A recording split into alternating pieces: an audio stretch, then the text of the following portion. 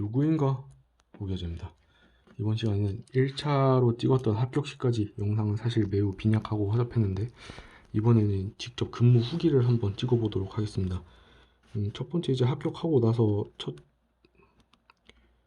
첫 출근 날 이날 저희 쪽이 그 업무 시스템하고 컴퓨터나 뭐 이런 작업 도구, 좌석까지 다 갖춰져 있었는데 문제는 그 상부에서 업무 지시가 제대로 내려오지 않은 관계로 첫날에는 그 서로 인사하고 식사하고 그리고 그 이제 교육 책자 같은 것만 받고 그 다음에 놀았습니다. 그래서 첫 번째는 이렇게 별일 없었고요.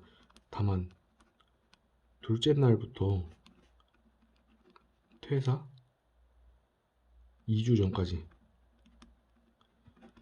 저는 이게 대략 그 제가 근무했던 기간은 대략 5개월 정도였고요. 요 퇴사부터 2주 전까지 정말 많이 바빴고 그 체험형 인턴 같은 경우는 흔히 이제 그 돈 주는 독서실이라는 얘기도 있을 정도로 그 약간의 복불복은 있지만 대체로 업무 강도는 높지 않고 대부분 그 안에서 그냥 일은 한 좀 짧게 아니면은 뭐 절반 정도 하시고 나머지 대부분 일하는 공부를 하거나 이렇게 책을 읽거나 뭐 자소서를 작성하거나 이런 경우 많다고 하는데 저는 그런 기회가 없었습니다. 너무 바빴어요. 그래서 이날 퇴사부터 2주 전까지 제가 했던 일은 그 비정규직 근태 걸렸습니다. 뭐 길게 일하시는 직원분들도 있었고 그 아르바이트생도 있었는데 비정규직 근태 관리를 비정규직이 했습니다. 그래서 주로 하는 게 이제 출석 여부 확인. 뭐 간단했어요. 하지만 그 가끔씩 이렇게 비정규직들 중에서 이제 외근하시는 분들 같은 경우는 그 야근이 좀 많았기 때문에 아니 야근이 아니라 외근이 좀 많았기 때문에 그 조심스럽게 티 안 나게 결근을 하시는 분들이 있었습니다. 그래서 그거 잡아내는 게 좀 힘들었고 출석 여부 확인하고 이거를 또 출석 여부를 확인한 걸 이제 월 단위로 보고를 해야 합니다. 그래서 이 보고하는데 엑셀로 이렇게 입력을 해서 보고를 하는데 이게 실수가 날 수밖에 없는 게 한 사람당 많은 인원이 대략 150명 정도가 되다 보니까 엑셀에서 한 명 뭐 근무를 그냥 공란으로 놔두거나 이러면 그분들 임금이 그날만큼 안 공란으로 이렇게 되어 있던 만큼 안 나갔거든요. 그래서 초창기에 이 부분에서 실수하는 분들이 몇 분 있었고 저 역시 실수를 좀 했습니다. 그래서 출석 여부 확인하고 뭐 이런 것들 그리고 그 뭐 사대보험 처리 같은 거 이제 그 할 수 있도록 중간에서 매개해 주는 역할 그리고 뭐 산재 피해 같은 거 이렇게 일하다가 다치신 분들 그 업무 처리 같은 거 도와드리고 뭐 이런 것들 주로 있었고요. 업무 강도가 거의 너무 바빴고 막뭐 사무보조 아르바이트임에도 불구하고 야근까지 가끔씩은 불사해야 되는 그런 날들이었습니다. 다만 이제 야근을 하더라도 대신에 공공기관의 특성상 일단 수당은 제공이 됐습니다.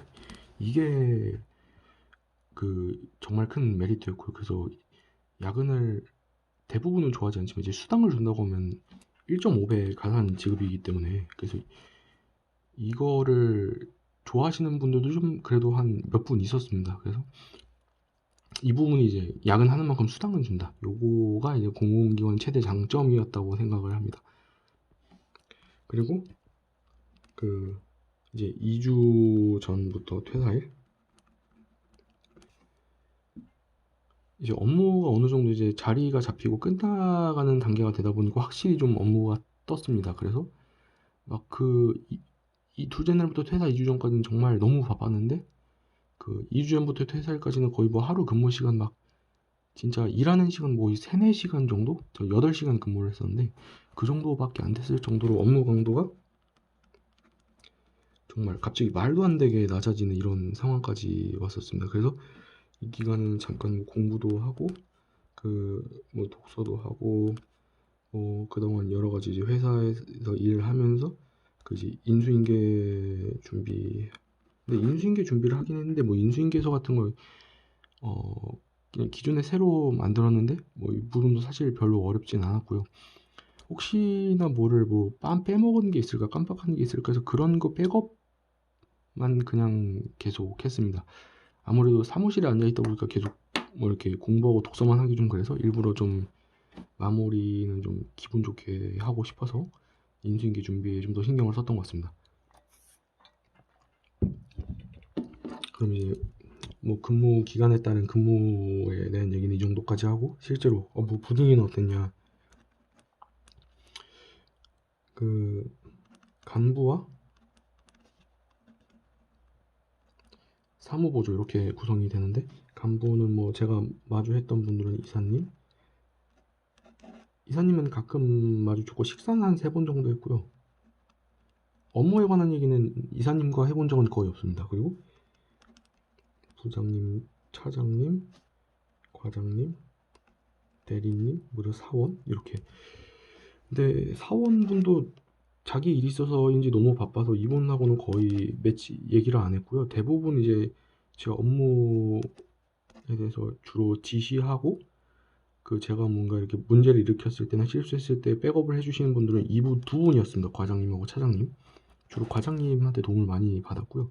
대리님하고 여기 직원분은 주로 자기 일을 하시느라 저희 쪽에는 거의 방문도 안 하시고 개입도 안 하셨습니다. 그래서 저희는 사무보조끼리 한 15명이서 그냥 이렇게 일을 했는데,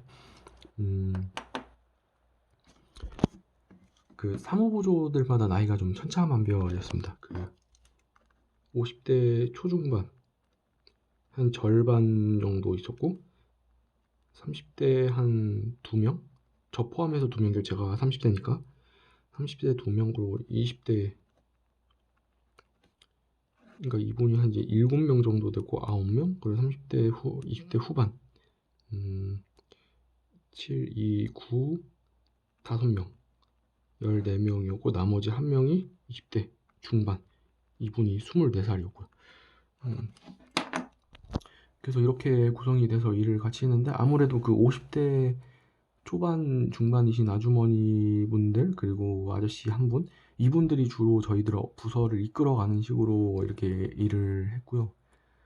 그래서 근태 관리하는 부분에 있어서 이제 재확인이 여러 차례 필요하다 보니까 이 부분에서 좀 도움을 많이 받았고, 그래서 되게 오히려 어른들이 같이 껴있어서 오히려 좀 더 편하게 일을 할 수 있었던 것 같아요.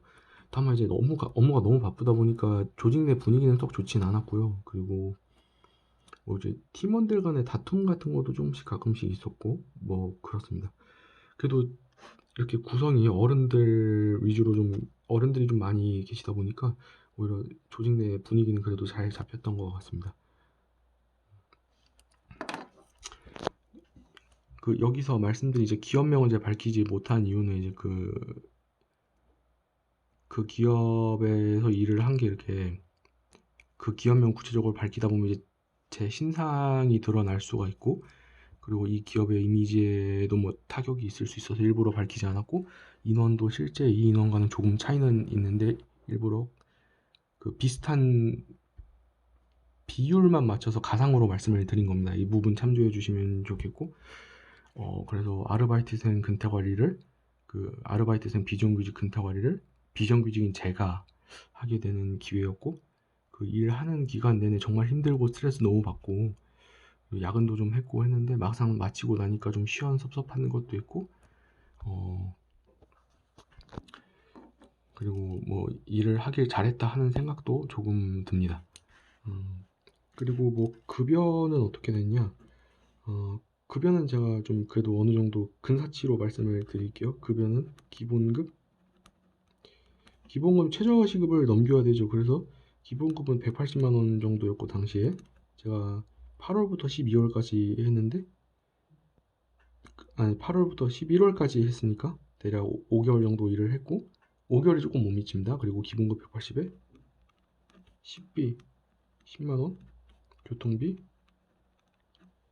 이렇게 10만 원, 그리고 뭐 이렇게 그냥 수당 명목으로 한 8만 원 이렇게 제공이 됐고, 막판에 성과급을 한 2달 정도는 20만 원씩 더 받았습니다. 그래서 급여는 체험형 인턴 분들은 보통 180만 원 안쪽인데 저희 같은 경우는 계속 급여가 그 3개월 좀 못 미치는 기간 동안은 대략 208에서 210 정도 받았고, 그리고 나머지 이 2달은 저희가 230 한 요 정도 받았습니다.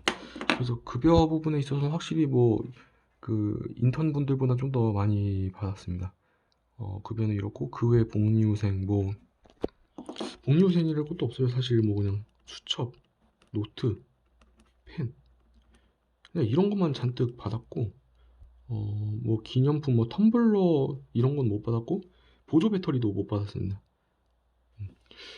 그래서 뭐 기념품 같은 것도 거의 못 받고, 그냥 뭐 비품 같은 것만 잔뜩 제공받았고, 그리고 가끔씩 직원분들이 그냥 그 법인카드나 개인 사비로 이렇게 식사 대접을 한다든지 음료를 사준다든지 이런 건 한 일주일에 한 번씩은 있었던 것 같습니다. 그 직원분들이 좀 많이 친절해서 도움을 많이 받아서 근무하는 내내 되게 좋았고요. 일은 정말 힘들었습니다.